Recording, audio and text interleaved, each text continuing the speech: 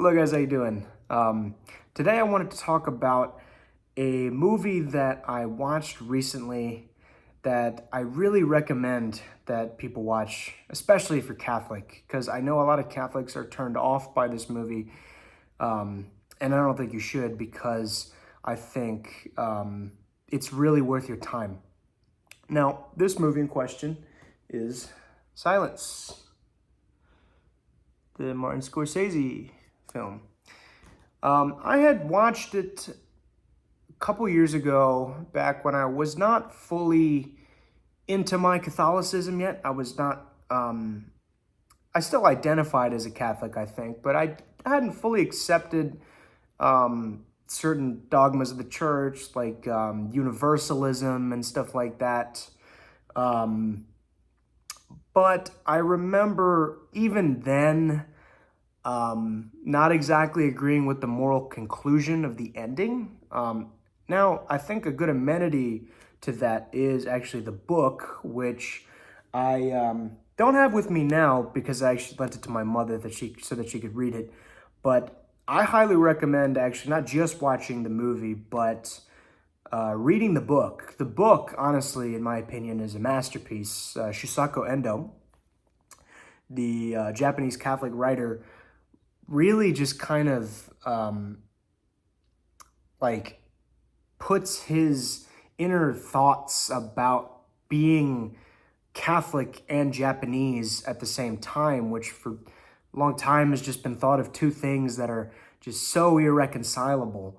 And it's you can really see his thoughts and his ideas and his own personal story and his personal experiences kind of told through this, artistic backdrop of when Christianity was first getting to Japan with the Jesuit missionaries.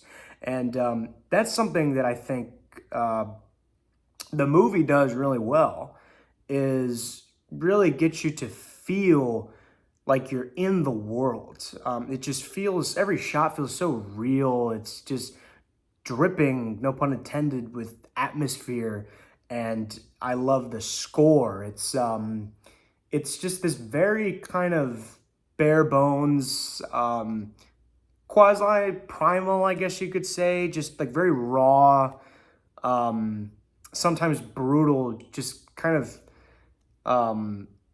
like it's mechanistic, and then it's also very mystical at the same time. Like it really captures Japan really well. And I think that's something that's really interesting because that's a big part of missionary work, is to um, really get into the culture. Um, the movie really does a good job, I would say, um, and I of now I've seen other works where the priest is a main character, like Father Brown, the detective stories, or G.K. Chesterton, or I Confess, Alfred Hitchcock, really good movie. Now, I've seen movies and read books where priests are the main characters, but I don't think any of them you really get into their mind, I think what Silence does that I've never seen in a book or movie is you really get into the mind of the priest. You really get into his inner thoughts, especially in the book, because it's told in a series of letters written by Padre Rodriguez to Macau, to his superiors. Um, Now, I really like how the not only do you get into the psyche of the priest, but you get into the true nature of the role of the priest. Father Rodriguez often thinks of himself, not in a vain way, but he compares himself and the events that happened to him in Japan as sort of coinciding with events in the life of Christ, right? Like Kichijiro is clearly a Judas figure, and even Rodriguez himself questions, like, and has his inner monologue about the role of the person of Judas, right? Like, was he just a pawn? Did God want him to do that?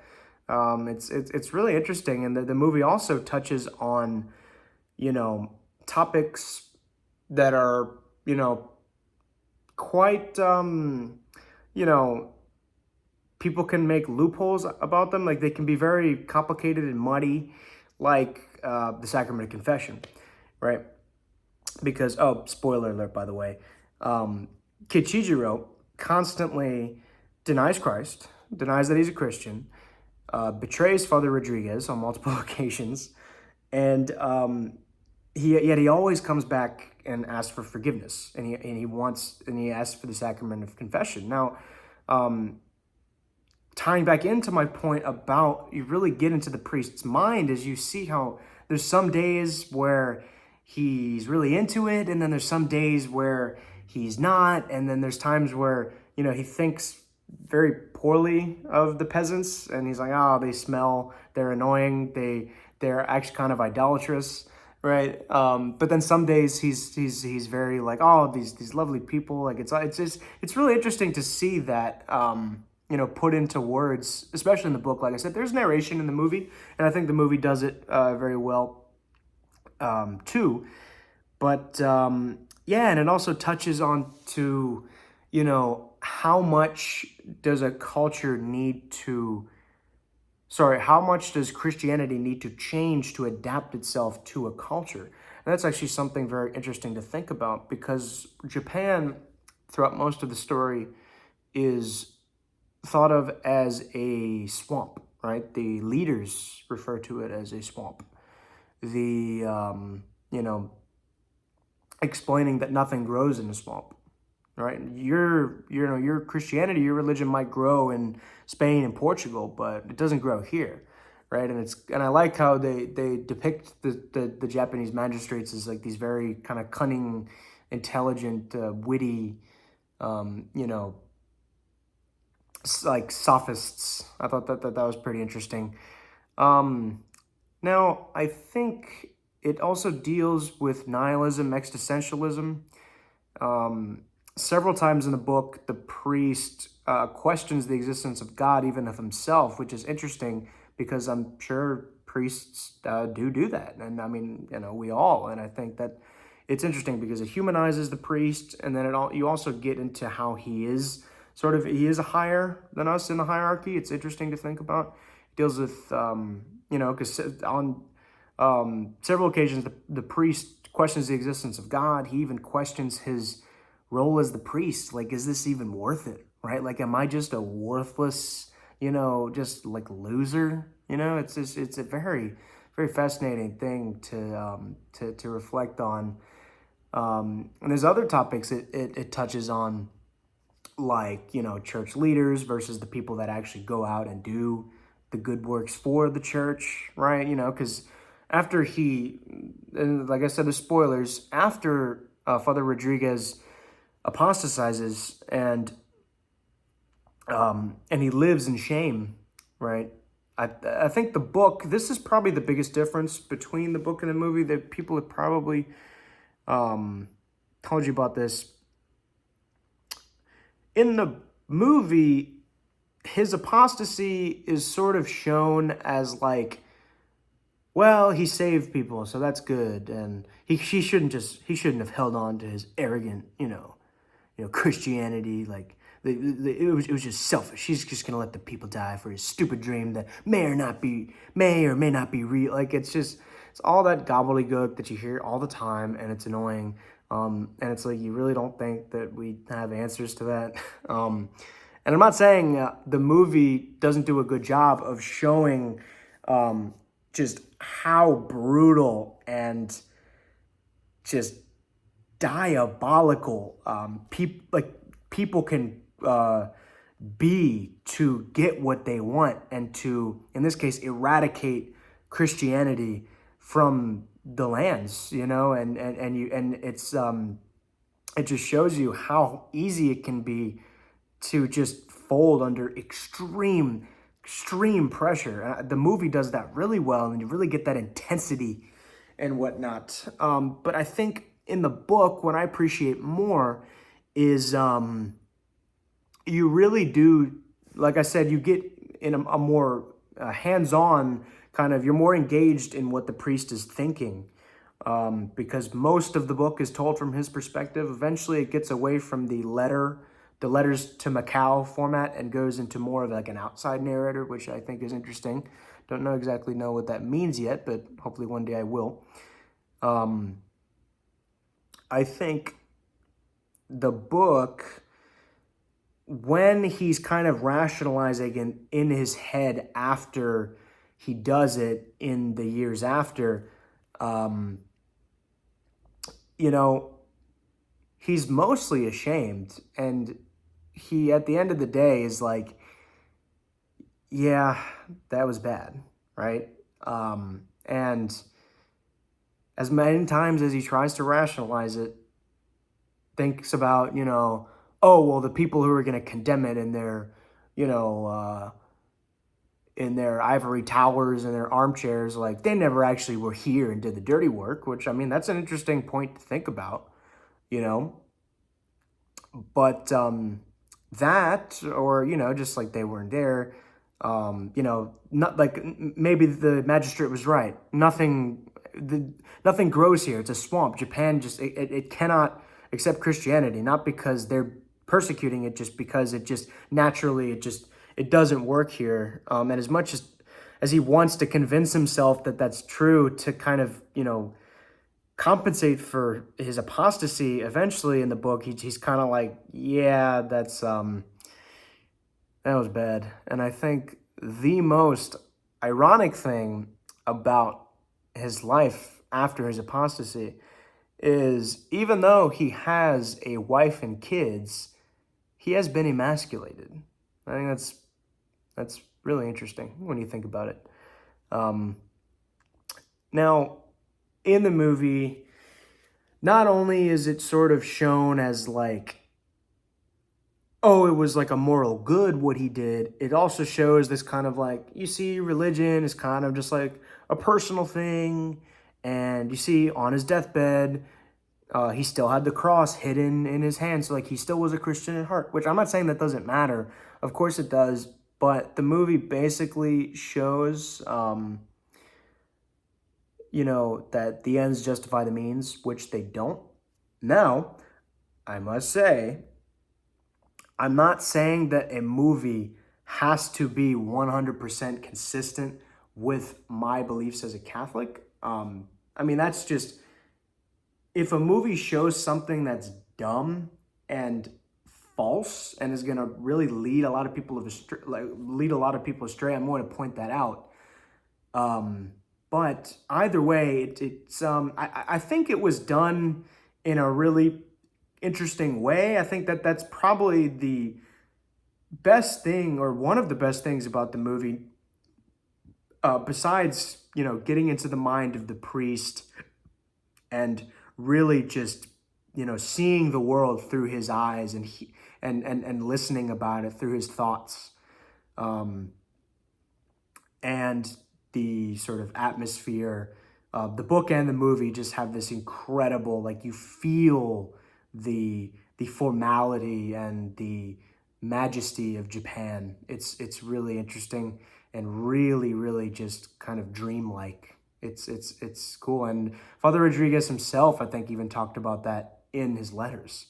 And then I would think that the third biggest part I really like about the book and the movie is just how nuanced and interpretable they are.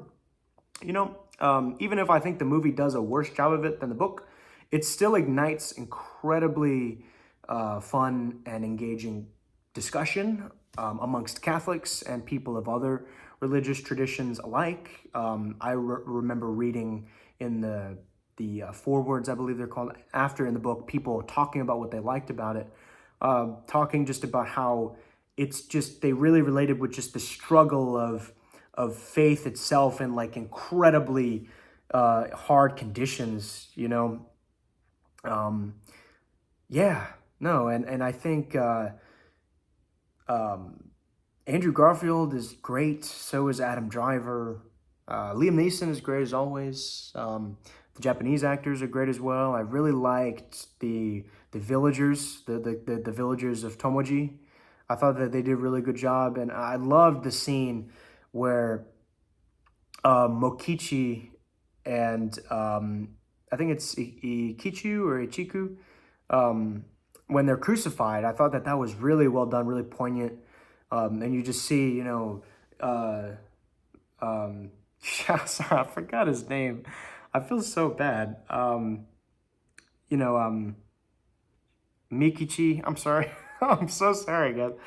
When you just see him on the cross and he's just like, just shouting out for God to save him, and you hear the people singing about going to paradise. And yeah, you see also lots of, ideas at play and conflicts about, church versus state, um, you know, the peasants versus the aristocrats. Yeah, no, and it's, it's really just, trying to think, like, do I have anything else to say about it? Let me see my notes. Yeah, I mean, I think I already talked about this a little bit. It touches on the actual nature of the dissemination of the Christian faith. Like, do the people of the village of Tomoji actually believe in the Christian God, or is it just sort of like, is it the retention of their pagan ways? Or, like, do they actually believe in the same God and religion as the one taught by, Rodriguez and Ferreira? It's really interesting to think about, and you can see that in other cultures when they've kind of preserved, their pre-Christian sort of attributes. You can see this in cases like with the Greeks and the Greek paganism, with the Hispanics and and like the Aztecs and the Mayan stuff. And I think that's interesting to think about. Yeah, so I think this movie is just a really raw look into the tribulations of torture, um, you know, prudence, discernment, really um, knowing what to do, when and where. And as for the moral question that the movie presents of like how, and it's interesting because Valignano, I believe, Rodriguez, and I forget what's Adam Driver's. They don't say it right here. I think it's Garupe. Yeah, sorry. So like when Rodriguez and Garupe are in Macau talking to the church leader there, Valignano, he was telling them to not underestimate the Japanese, for they are the most intelligent people we have yet to come across. Those were the words from St. Francis Xavier, who was the first, I believe he was the first Christian to make it to Japan. Yeah, and you can just see how the Japanese leaders, eventually realized, like, well, wait, we can't just publicly kill all these Christians because that just adds fuel to their fire. That's going to make people want to do it even more, you know? So now let's take people away from all the publicity. Let's just take them to like secluded areas and think of like the most diabolical torture you could possibly think of. Oh, and then there's a step beyond that. Let's, instead of torturing the priests, let's torture the actual Christians and tell the priests that you have to apostatize or else these people are going to die. Now, I must say, it is very easy to make moral conclusions about these things when watching it from the comfort of our homes or the movie theater. And to make these decisions require, incredible strength, faith, prudence, and just all the virtues together, combined, literally. But the church teaching is that in those cases, you are not responsible for those people's lives. The people holding you hostage are, right? So the best thing you could try to do is just try to convince them to not harm the other people. Now, I know that might seem hard, but that's just the way it is. And am I saying I could make that decision? I mean, I hope, but a lot of us probably won't. And that's what I think the movie really gets right. It just feels so grounded and real in all the characters. None of the characters feel fake. They all feel like they're real people and they have real motivations, right? There's incredible moments of the sublime, of the beautiful and the intimate. It's just all together. It's a really incredible work. I think the book is better, like I said, but the movie is still very good.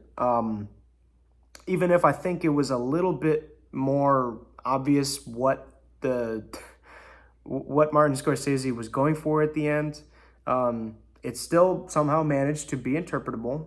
Now, I do think that the voice telling him to trample in the book and the movie is the voice of the devil, because Christ would not tell him to do that. I mean, I'm sorry, that's just how it is. Now, it'd be interesting to read Shisaku Endo's thoughts on it, because, I mean, I know he was not, he was not apathetic, he was not indifferent to the moral conclusions of the ending, which is, I think, the best thing about it, because, he was Catholic, and this whole book is just kind of, it's just kind of like a projection of, it's like an extension of his own inner psyche and just coming to grips with being Catholic in Japan. Of simultaneously belonging and not belonging to a place, which I think is a feeling that maybe a lot of us have felt. It's very human. I don't know what else to say. I think this movie's great, guys. And the book, I recommend you read and watch. Very good. Thank you guys so much for listening. This has been Vaughn Day. See y'all in the next one.